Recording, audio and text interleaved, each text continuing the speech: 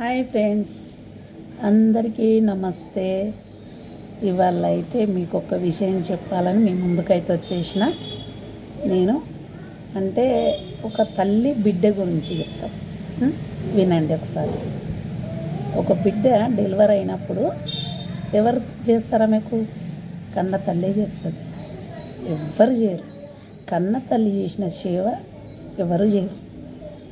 ఆ బిడ్డ డెలివరీ అయితే ఒక కొడుకు ఒక బిడ్డ పుడితే ఆ పిల్లలకు అమ్మమ్మ అవుతుంది. ఏమవుతుంది? అమ్మమ్మ అవుతుంది. ఆ పిల్లలకు కాళ్ళు మంచిగా పిల్లలు నడవాలి, సాఫ్గా ఉండాలని కాళ్ళు రాస్తుంది. చెయ్యిలు మంచిగా పనిచేయాలని చెయ్యిలు రాస్తుంది. కళ్ళు మంచిగా చూడాలని కళ్ళల్లో నూనె వేస్తుంది. ముక్కులో స్మెల్ మంచిగా పోవాలని ముక్కులో నూనె వేస్తుంది. పండ్లు పైకి రావద్దని పండ్లు ఒత్తుతుంది. నాలుక సాపుగా ఉండాలని నాలుక రాస్తుంది. చెవులు మంచిగా వినబడాలని చెవుల నూనెసి రాస్తుంది. మాడ గట్టిగా ఉండాలని మాడకు నూనె వేస్తుంది. మెడలు గట్టిగా నిలబడాలని మెడలు రాస్తుంది. కడుపు సాపుగా ఉండాలని కడుపు రాస్తుంది.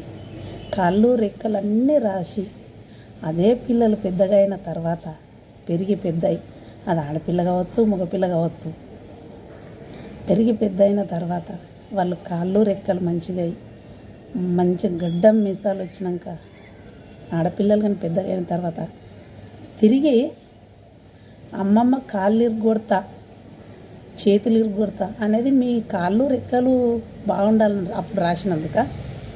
ఇవాళ చెవులు వాళ్ళు దింగుతా అనడానికి, ఇవాళ నీ చెవులలో నూనెసి నీకు చెవులు మంచిగా వినడానిక, ఇవాళ నీ తలకాయ వాళ్ళు దింగుతా అనడానికి, ఇవాళ నీ తలకాయ మాడకు నూనె ఎత్తినందుక, ఇవాళ నాలుకే నీకు మాటలు మంచిగా రావాలి.